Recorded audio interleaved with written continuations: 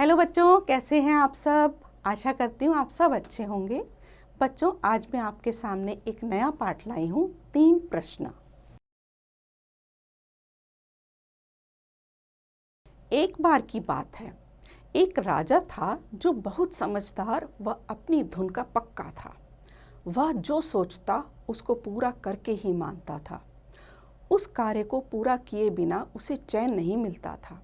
वह अपनी पराजय बर्दाश्त नहीं कर सकता था। एक दिन उसके मन में यह विचार उठा कि यदि वह यह जान जाए किसी भी कार्य को करने का उचित समय कौन सा है, महत्वपूर्ण व्यक्ति कौन है और परमावश्यक कार्य क्या है, तो फिर किसी कार्य में मेरे असफल होने की आशंका नहीं रहेगी। यह विचार उठते ही उसने अपने राज्य में घोषणा कराई, जो भी व्यक्ति मेरे इन 3 प्रश्नों के सही उत्तर देगा उसे यथेष्ट पुरस्कार प्रदान किया जाएगा।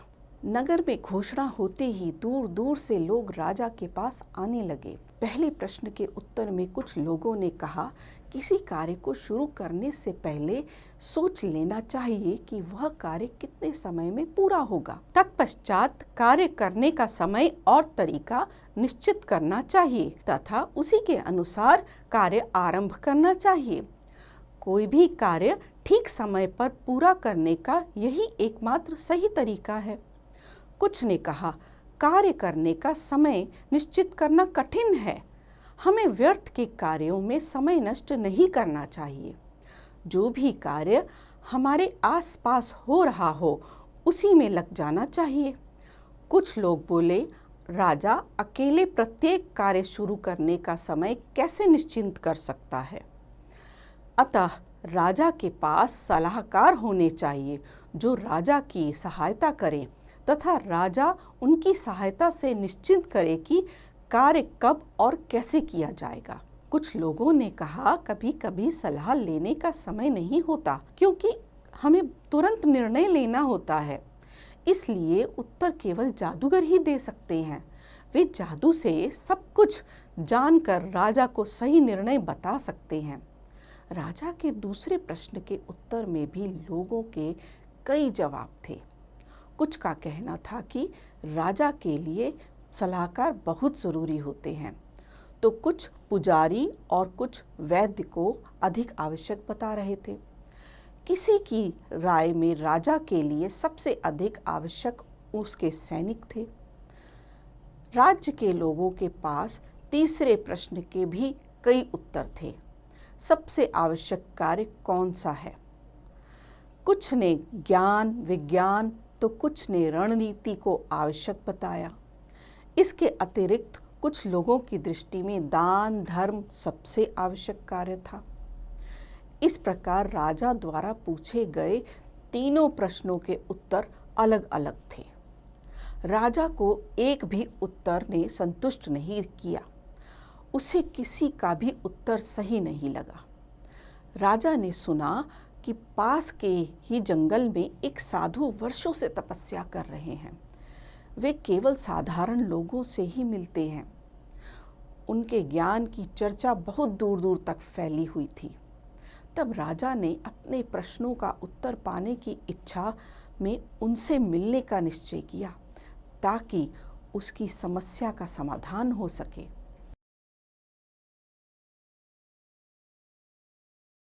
अगले दिन राजा ने राजसी वस्त्र उतारकर साधारण वस्त्र पहने और कुछ अंगरक्षकों को अपने साथ लेकर घोड़े पर सवार हो जंगल की ओर चल पड़ा। बच्चों, इस पंक्ति में एक नया शब्द आया है, अंगरक्षकों।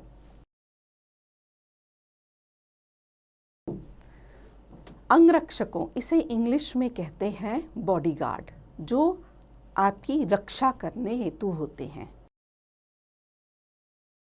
काफी देर बाद पेड़ों के झुरमुट में राजा को साधु की कुटिया दिखाई दी।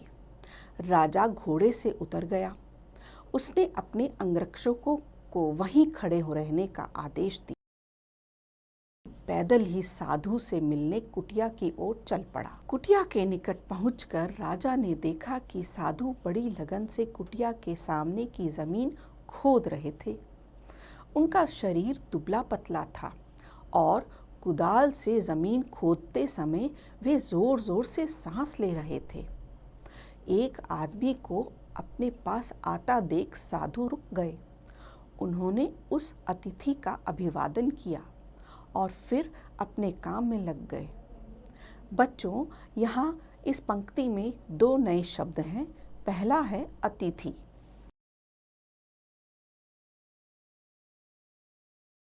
अतिथि का अर्थ होता है मेहमान, गेस्ट। दूसरा शब्द है अभिवादन। अभिवादन का अर्थ होता है वेलकम करना। साधारण आदमी का वेश धारण किए राजा ने साधु से कहा, मैं आपके पास अपने कुछ प्रश्नों का उत्तर पाने की आशा में आया हूँ। मेरा पहला प्रश्न है, किसी भी काम को करने का सही समय कौन सा है? दूसरा प्रश्न, महत्वपूर्ण व्यक्ति कौन है? तीसरा प्रश्न, सबसे आवश्यक कार्य क्या है? उस अनजान व्यक्ति के प्रश्न सुनकर भी साधु ने कोई जवाब नहीं दिया और अपने काम में जुटे रहे। राजा कुछ देर चुपचाप खड़ा हुआ साधु को देखता रहा। साधु कुदाल चलाते, मिट्टी हटाते, इस क्रिया में वे बुरी तरह हाँफ उठते। उनकी ऐसी स्थिति देखकर राजा का मन द्रवित हो उठा। बच्चों, इस पंक्ति में एक नया शब्द है, द्रवित। द्रवित का अर्थ होता है दया। उसने कहा, आप कुदाल मुझे दे दीजिए, कुछ देर मैं खोद दूंगा। साधु ने चुपचाप कुदाल राजा को दे दी और स्वयं एक ओर जमीन पर बैठ गए। समय बीतता गया और राजा कुदाल से जमीन खोदता रहा। जब सूरज पेड़ों के पीछे छिपने लगा, तब कुदाल एक तरफ रखकर राजा साधु से बोला, मैं आपके पास 3 प्रश्न लेकर आया हूँ। कृपा कर मुझे मेरे प्रश्नों का उत्तर दें।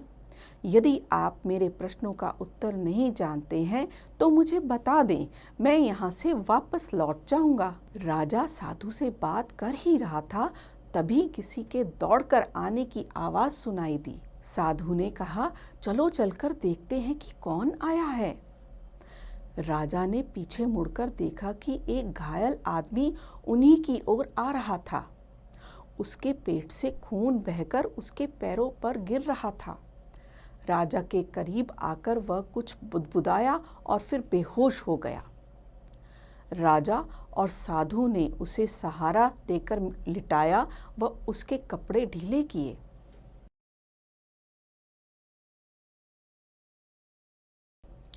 उसके पेट पर बहुत बड़ा घाव था।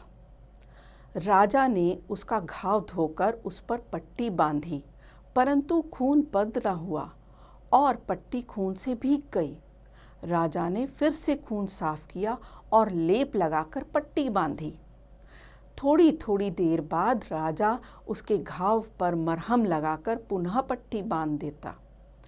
5-6 बार मरहम पट्टी करने के बाद ही खून बहना रुका। कुछ समय पश्चात उस आदमी की चेतना लौटी और उसने पानी मांगा। बच्चों, इस पंक्ति में एक नया शब्द है, चेतना।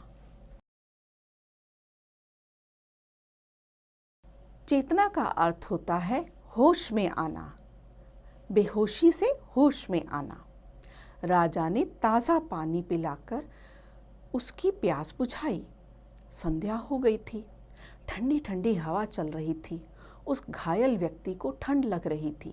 राजा और साधु ने मिलकर उसे झोपड़ी के भीतर सुलाया। राजा भी सवेरे से काम करता करता थक चुका था। देहरी पर बैठते ही वह गहरी नींद में सो गया। दूसरे दिन सुबह जब उसकी आंख खुली तो उसे समझ में ही नहीं आया कि वह कहाँ है। सामने एक घायल व्यक्ति को लेटा देख राजा सोचने लगा कि वह कौन है। तभी धीमी आवाज़ में वह आदमी राजा से बोला, मुझे माफ़ कर दीजिए। राजा बोला, मैं तो तुम्हें जानता भी नहीं, फिर तुम मुझसे माफ़ी क्यों मांग रहे हो? तब उस आदमी ने कहा, बेशक आप मुझे नहीं जानते, परंतु मैं आपको अच्छे से जानता हूँ। मैं आपका शत्रु हूँ। आपने मेरे भाई को फांसी की सज़ा सुनाई थी और उसकी संपत्ति जब्त कर ली थी। उसी दिन मैंने आपसे बदला लेने की कसम खाई थी। जब मुझे मालूम हुआ कि आप साधु से मिलने अकेले आए हैं, तो मैंने सोचा कि जब आप वापस लौटेंगे तब मैं आपकी हत्या कर दूंगा। परंतु पूरा दिन बीत जाने पर भी आप नहीं लौटे।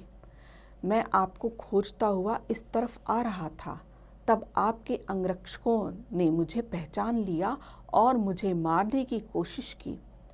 यदि आपने मेरी मरहम पट्टी न की होती तो मैं मर ही गया होता। आपने मेरी जान बचाई है। यदि भगवान ने मुझे जीवित रखा और आपने चाहा तो मैं जीवन भर आपकी सेवा करूंगा। आपसे प्रार्थना है कि मेरी गलती को क्षमा कर दें। घायल व्यक्ति की बातें सुनकर राजा बहुत प्रसन्न हुआ और बोला, मैंने कभी सपने में भी नहीं सोचा था कि शत्रु इतनी आसानी से मित्र भी बन सकता है। राजा ने उसे क्षमा कर दिया और उसे विश्वास दिलाया कि वह राज्य वापस लौटकर उसकी देखभाल का पूरा इंतजाम करवाएगा। उसे आश्वासन देकर राजा झोंपड़ी से बाहर आया तथा साधु के पास जाकर बोला, मैं आपसे अंतिम बार अपने प्रश्नों का उत्तर मांग रहा हूँ। साधु उस समय घुटनों के बल बैठे हुए उन क्यारियों में बीज बो रहे थे जिन्हें कल तैयार किया गया था। साधु ने सिर उठाकर राजा से कहा, राजन, तुम्हें तुम्हारे प्रश्नों के उत्तर मिल चुके हैं। यह सुनकर राजा बहुत हैरान हुआ और बोला, महाराज, मैं कुछ समझा नहीं। साधु ने समझाते हुए कहा, क्या तुम वास्तव में ही समझ नहीं सके? कल अगर तुम्हारे मन में मेरे लिए दया नहीं आई होती तो तुम चले गए होते। तुमने ये क्यारियां नहीं बनाई होती तो वह आदमी रास्ते में तुम पर हमला कर देता और मेरे पास न रुकने के लिए तुम्हें पछतावा होता। तुम जब क्यारियां तैयार कर रहे थे वही सबसे सही समय था और उस समय सबसे महत्व का आदमी मैं था तथा उस समय मेरा काम सबसे आवश्यक था। जिस समय वह आदमी दौड़कर हमारे पास आया और तुमने उसकी मरहम पट्टी की, उस समय वही सबसे सही समय था, क्योंकि यदि तुम उसकी मरहम पट्टी न करते तो उसकी मृत्यु हो जाती। अतः उस समय वही आदमी सबसे महत्वपूर्ण था। तुमने उसके लिए जो भी कार्य किया उस समय वही तुम्हारा आवश्यक कार्य था।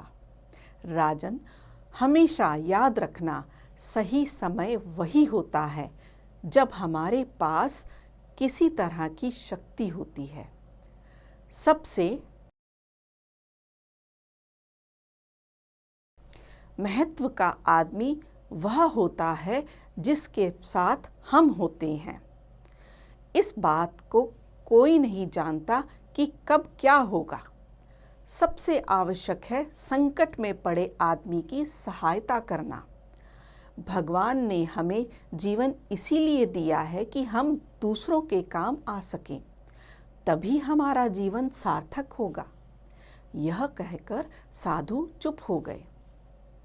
साधु के इन वचनों ने राजा की आंखें खोल दी।